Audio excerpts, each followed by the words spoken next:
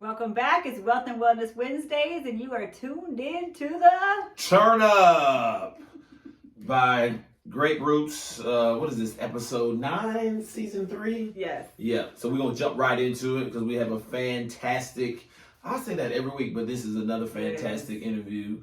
Our boy Sal, we just met through our homegirl Red at a bar last weekend after we got back from being on tour in Belize. Yep. Without further ado, this is the Turn Up. Now we love to welcome our special guest today, who is Sal Sanchez. I would say the name of his businesses and companies, but there are so many. I'm going to let him talk about those himself. She just don't remember, so that's what she's doing or whatever. But no, this is great. And Sal, appreciate you taking time this evening to speak with us. I think the most fantastic part about that is we just met you.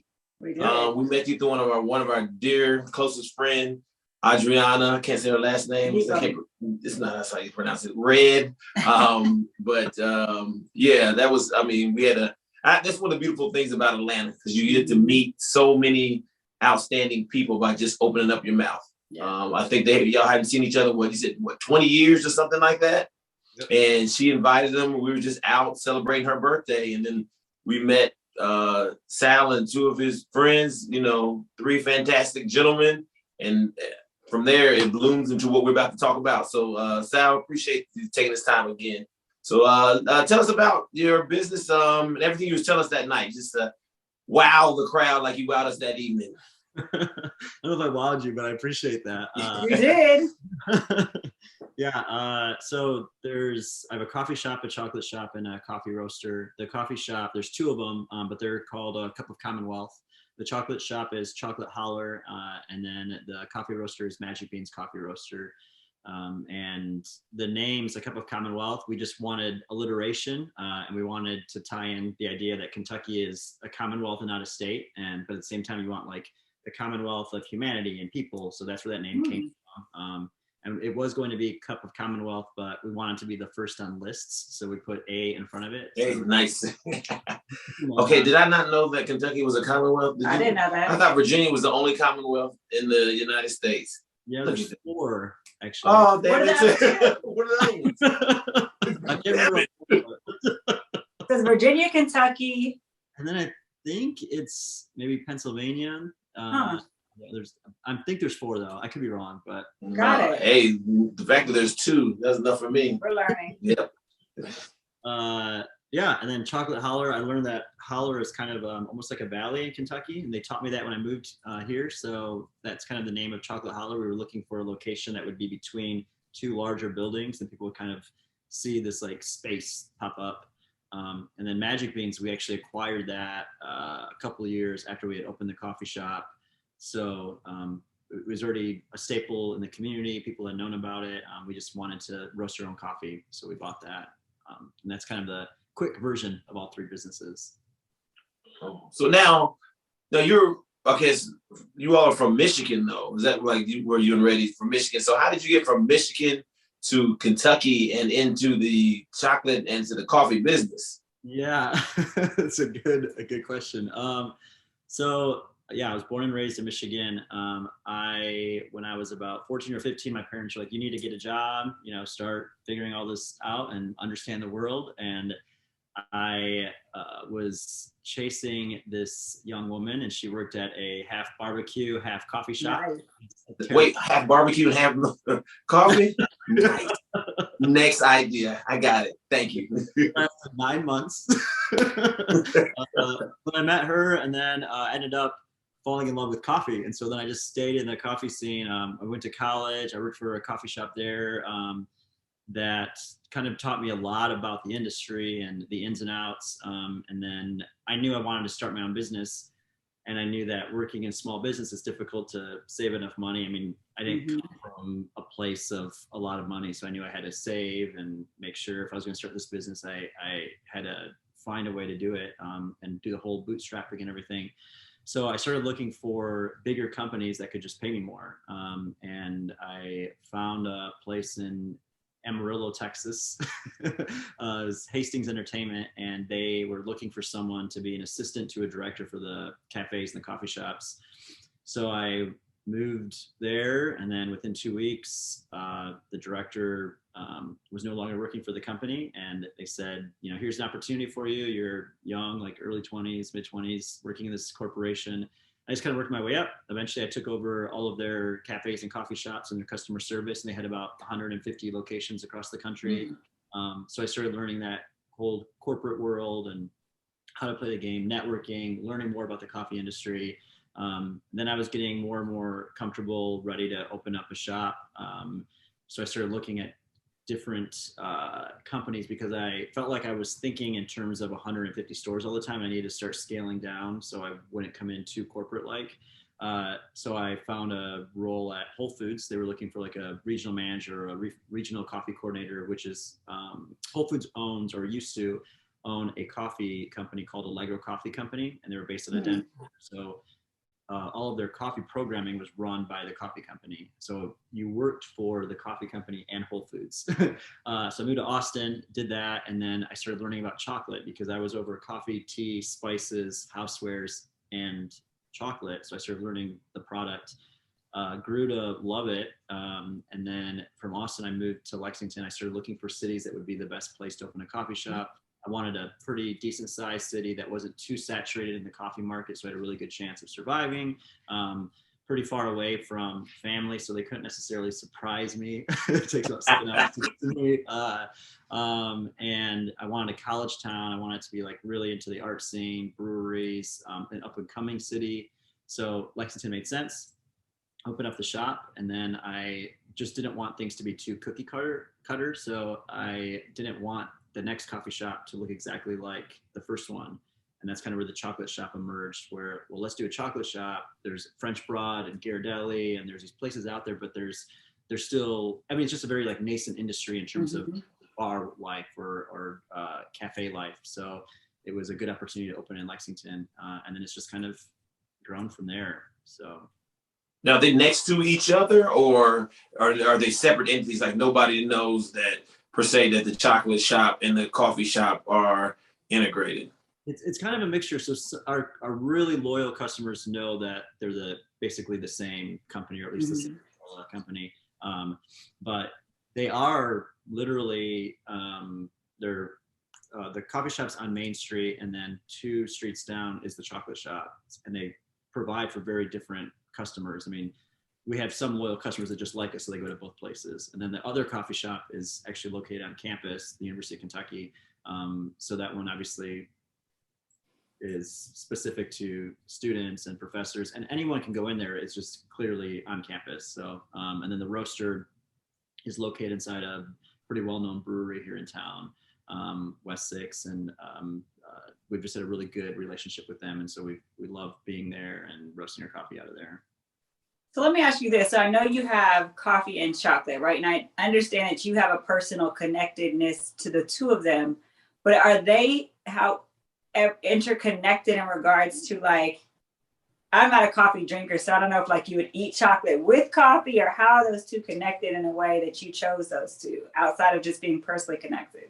Yeah, no, I mean, they are very similar. They also have very similar like backgrounds and like the folklore of how, coffee was found and chocolate. And so there's a lot of ties to them. They're both, cash crops, and there's obviously all the other sustainability and farming that goes into it. They're similar in a lot of cool ways. And in terms of just consumers, I think often people do like coffee and chocolate. And when we did this like hot chocolate coffee bar, really enjoy the idea of hot chocolate, but they obviously pour espresso in there, and they'll make them more like mochas, and we'll do like espresso shots and do like little chocolate pieces or bars. So they're very much in alignment, which is nice because some of our employees like work in both locations, so it's not so difficult for them to like wrap their heads around both. And both the shops are really like more focused on customer service, so they understand kind of what our goals are, our mission, and our focus, but they can make the products, and it's easier for all of them. So you said a word, cash crop. Mm-hmm. Tell me a little bit more about what that means. Yeah, I mean, in terms of when you think of these countries like Colombia, Mexico, and Costa Rica, a lot of it is their livelihood. I mean, they're getting these out here, and they don't necessarily, not until recently, but they didn't really consume their product. They were just pushing it out there and getting it to the Americas and Europe and Australia. And so it's these families that are, in a lot of cases, struggling, because I mean, I'm sure you all know probably better than I do in terms of how farming works, and they hopefully get this crop to send out to all of us to consume. We're paying, $5 for whatever. They're living off of very small amounts, and then they have to hope that the amount of coffee they produced in their 4 or 5 months during that season is going to provide for them for the year. And they never get a chance to see their products. So one of the things I really like working for Whole Foods and Allegro is that when these farmers work constantly, and honestly, it takes like 5 years for a tree or a coffee shrub to be able to really produce coffee, and it's still only produces 2 pounds of coffee per year per tree. So it's not like you need a lot of trees to pull this off. So what was really nice is when we would go down to these places of origin and talk to them, we could bring them the bag and show them the pictures and call up their farm. And it was this really like happy moment because they never get to see that. They're just cool. pushing that product out there. They don't always roast their own coffee. A lot of times you'll go down there and they're drinking pretty bad coffee. They're not even drinking their own coffee. This great product that they're sending out to the rest of the world. So it's a very interesting industry, and I think like sometimes when I think about it, I just get down these rabbit holes, which I'm obviously doing right now. I start thinking about the different things I've seen, or that is great, because we didn't get to talk about that. And I guess that evening when you discuss how you actually go down there, and you're talking about that right now, and I think that's phenomenal. And I've really never thought about that. They're pushing their products out, but they don't get to see their product. And I think giving you going back and giving them a feeling of ownership of what they are producing for individuals and being able to taste it, I think that speaks a lot of what you're doing. You're just not, your story, you say you did this, and you learned it here, and you moved from city to city, and you did the analytics of, where you want to put your shops, but you even dug deeper into going back to see, because what are the different, I think we talked about that night, what are the different countries that you get the beans from? And then what makes a good bean? Because everybody talks, I'm not a coffee drinker. I just go and I like cafe con leche. So that's all I like. That's all I know. But I don't know what a good coffee is. So can you speak on I guess what you started on, I don't even know how coffee was. You said bushes and trees. I don't know where I thought they came from. Because here, when we think of coffee, we think of those big major places and everything's all hazelnut and vanilla flavor and all this stuff, but that's not really coffee, right? So if for us being novice in the coffee world, explain us what's a good coffee, what's the process? What's a good bean? Yeah. What kind of beans do I buy? So there's what we call the coffee belt, and it's basically between the Tropic of Cancer and the Tropic of Capricorn, and that's where coffee is produced. So in the 3 big regions, it's Latin and South America, Africa, and the Indonesia. So that's where we kind of pull our coffee from, and we try, and I think most companies try to pull from those 3 regions so that you can provide the different flavor profiles for all the different consumers that like that. And your flavor in coffee is going to really depend on the region, how they grow it. And then also the blend. So the roaster will kind of blend those coffees. They'll make them a darker roast or a light roast, or they might realize that, hey, when I'm making my espresso, I want it to have this earthy Indonesian flavor, but these really blueberry explosions in your mouth from Ethiopia. So I'm going to blend these and make it work. And so it's really cool when you kind of think about it, the science and the behind the scenes that goes on and the decisions that have to be made to get a good cup of coffee. As far as that, though, I do think, and I think we talked a little bit about that the other night, is I think a good cup of coffee is very subjective. And there's this sense of feeling and experience and what you like. I know I have plenty of friends, too, that they just want caffeine, and they're caffeine addicts. And that's something that we do all the time, is that we're very much like legal drug dealers, or we're giving this product that's super addictive. And people come every day to get this. Because caffeine is in the drug category. Wait, but is caffeine you're gonna have to excuse my ignorance. I don't know. So is caffeine in the bean? Yeah. So caffeine is So you're Actually. yeah, and another interesting thing is a lot of times when they decaffeinate the coffee, that caffeine they're pulling off that goes into like your soda products. So if you drink Coke, caffeine from these like this crop.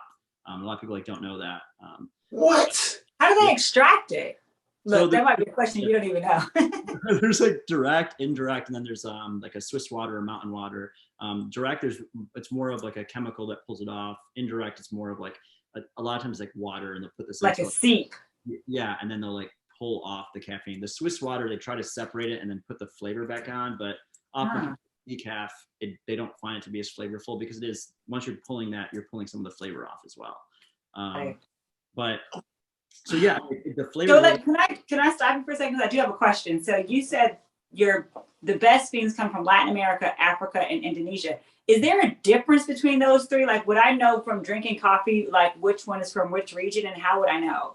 Yeah, so we kind of do different ways to kind of explain this to baristas. The way that we use in the company, we kind of tell them when you think of Indonesian coffees, you're thinking of like earthy, mushroom, eucalyptus kind of flavors, and it's going to be heavier bodied, so you'll feel like the weight of the coffee on your tongue.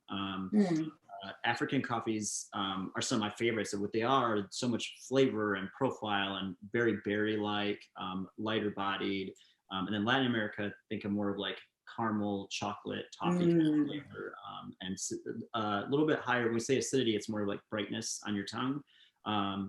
And then all of those also get affected by the roast. So the roast can make it darker or lighter. So it could pull the flavor down a little bit. It could magnify some of those cool flavors that come from African coffees. And the reason why I think, and what's true is that Ethiopia and Kenya, some of these coffees are so incredible because that's really the birthplace of coffee. So you'll find a lot of species there than you will find in some of these areas. So coffee was originally started there, and then it's been spread across the rest of the world. And so I think most coffee people you talk to will be like, well, my favorite's Ethiopia, my favorite's a Malawi or a Kenya, just because there's just so much flavor that comes from those coffees specifically.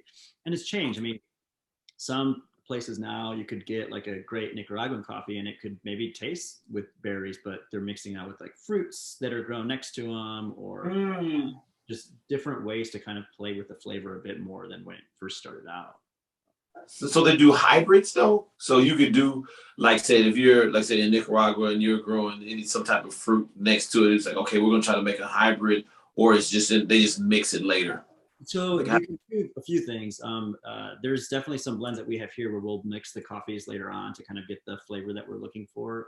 But farms play around with it all the time. The one that I think we were talking about that night, we were talking about a farm in Nicaragua, and the woman who ran it had placed, I can't remember exactly what fruit it was, but around there, and she believed that's what gave her coffee some of those fruity flavors. And she really built that. She put the trees out there because she just wanted a natural fence to protect the coffee. And she said it was just a random effect that happened afterward that she got this really cool fruity flavor. And so she felt like it had gotten into the soil and had that like that change in the terroir of the coffee. So yeah, I don't know. It's a crazy industry, like all industries, and you just, as you learn more about it, you're like, what is going on?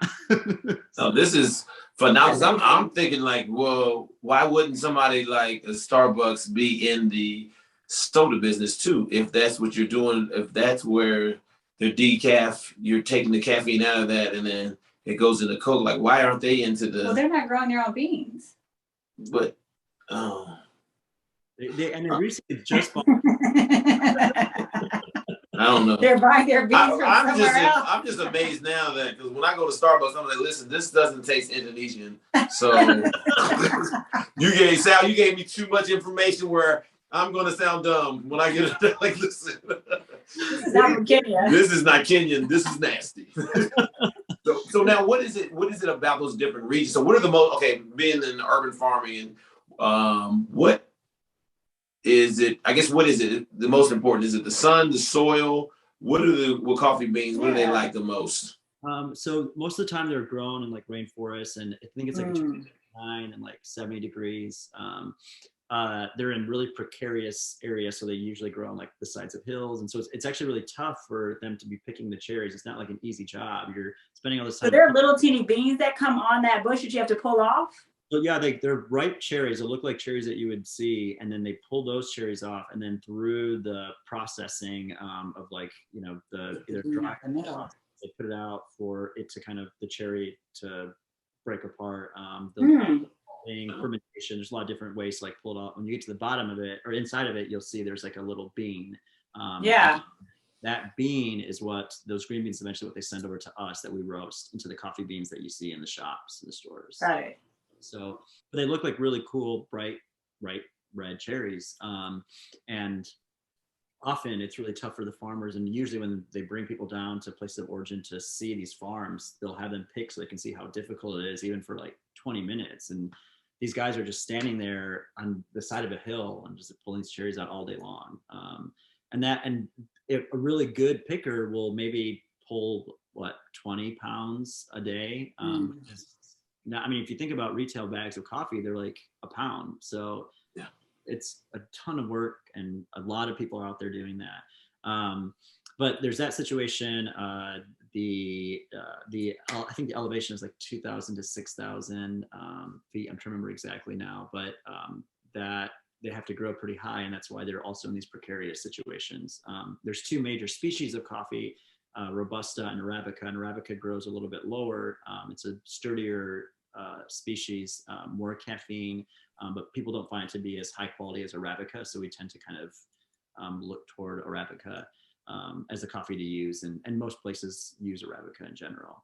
And I'm trying to think if there's anything else. I mean, it has to grow in the coffee belt. There's not, unless you, I don't know, find a way to do like a greenhouse or some way to create that same type of environment. But in general, that's where it's only going to grow there. That's what that's my next question. Is there something that they do here in the States, like they do with mass production of vegetables because of the demand of individuals that we're feeding now? Are there warehouses, greenhouses in the States that simulate those type of environments that produce these beans? I don't know for sure. I know that recently the coffee industry they're working with some university in California that's creating like a coffee science degree. And I'm sure they'll probably do something, if not already.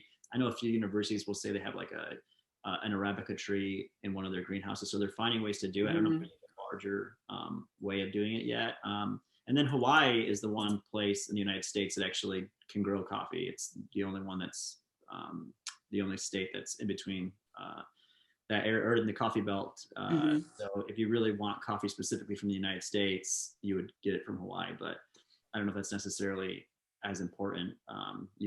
Once you find out what coffee you like, just kind of go to your region or the coffee company you prefer or what have you. So you guys you have a roasting company, I want to kind of get into. When you guys roast your beans, you kind of get the raw bean and you guys kind of do the roasting yourself. How does that look? Yeah, there's a lot of different ways. We have an air roaster. So when we get the beans, we can do about 37 pounds per roast. And it takes about 10 to 15 minutes to roast the coffee. And then depending on whether we want a dark roast or a light roast, with that roaster specifically, we tend to lean toward lighter roast coffee over dark, just because it's hard on the machine too, to be at a high temperature and, getting the coffee to where you want it. And then from there, we take that coffee and we break it out from like our wholesale customers. So we probably roast, we're still pretty small. I would say we're roasting about 400 pounds of coffee a week right now. And then we're giving that to our shops and then whatever other shops are using our coffee currently. And then we try to continue the idea of like being a multi-roaster. So we also buy coffee from other places so that we can highlight those in the shops. So that kind of makes up our mix of coffee. And then a lot of coffee shops here in Lexington are doing that now too, where they're trying to be multi-roasters or have like a guest roaster. And we're kind of using like brewery phrases now where it's like a tap takeover, like a roaster come in and have their coffee. So, so our little roaster is probably in like a 200, 300 square foot space. Our production is there.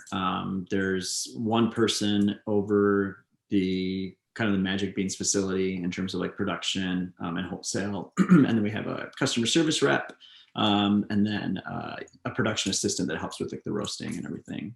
But I mean, that's tough work too. And when we get the coffee and we usually try to get 12 or 13 of those 60-kilogram bags in, and they're like 132 pounds. So you have to carry these bags and get them prepped and get them ready. So it's tough work, but at the same time, like it's tough work across this entire process of coffee. So I think we talked about that night too. It's probably, I think they were estimating like 1,000 hands have to touch coffee by the time you drink it. So it's a crazy process, and one that we always tell people we really want them to get to origin just to see if they're ever in a country that has it, if you get a chance to tour a coffee farm, just so they can really understand the process. And then it makes you think, like, why am I only paying $2 or $3 for a cup of coffee? Why am I not thinking of it more of like wine and like $15? And just because of all the work that goes into it. It sounds like a huge sustainable ecosystem, right? Like if you think about it that way, how many people have been employed and you've been able to kind of like be able to sustain the environment in regards to finances, right? Like you have kind of one cup of coffee has put 1,000 people to work. Yeah. Quite amazing. Yeah, but it sounds like they got to pay like a half a cent. It does sound like that. But now these days, some cups of coffees are now like what? $10 almost? No. Are they not? I don't. I've never had coffee in my life. Sorry. It's a lie. You've had a coffee. I have not. You've never had one cup of coffee in your life. Never. To that point, that's what I wanted to ask you. Are you all experiencing any difficulties with the supply chain dilemma that's going on around the world because of the pandemic? Not yet, but soon. What happens a lot of times is the importers are getting in so much coffee, so they already have it in their plants. So when we order it, we're already like have a contract set up with this is what we're buying our coffee for.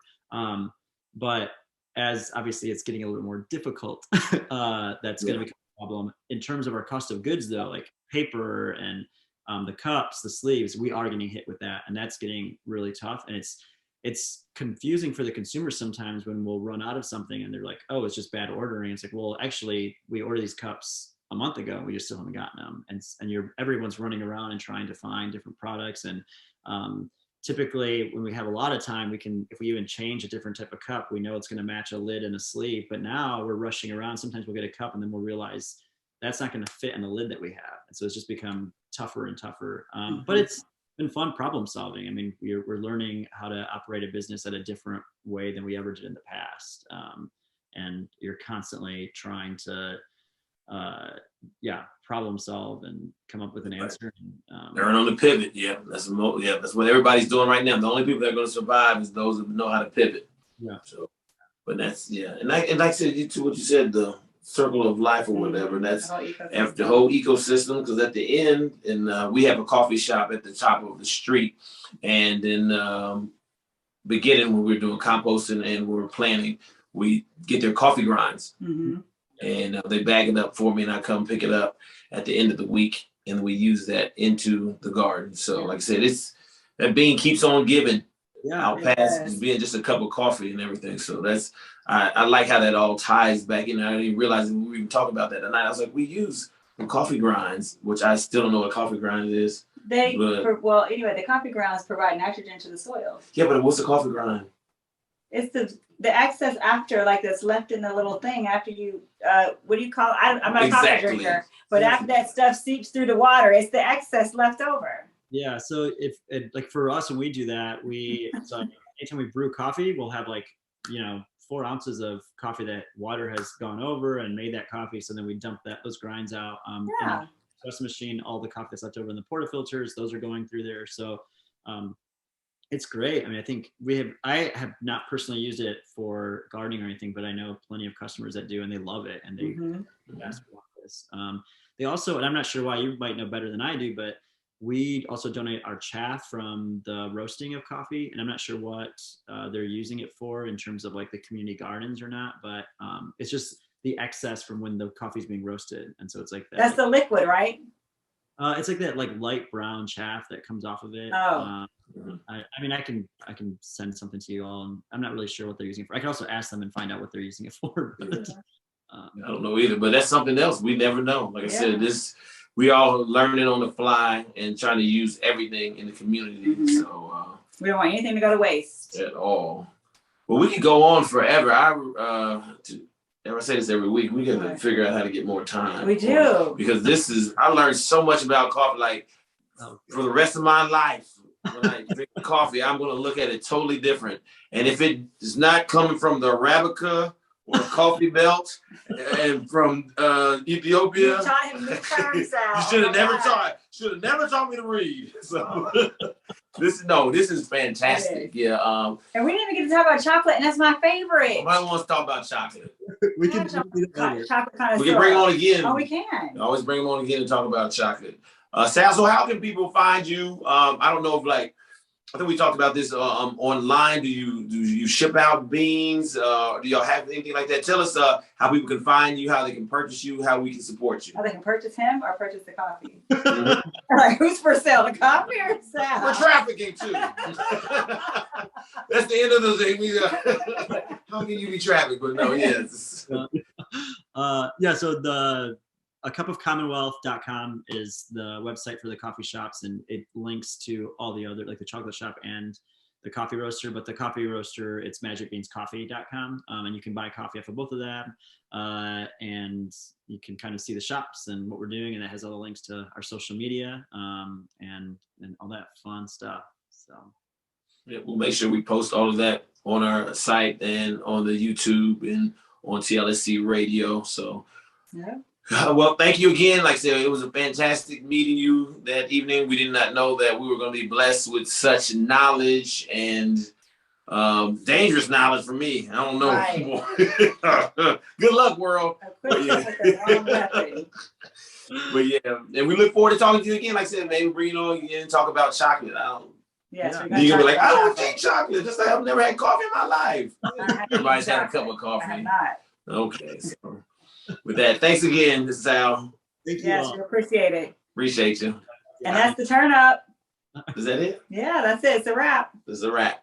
See y'all next week.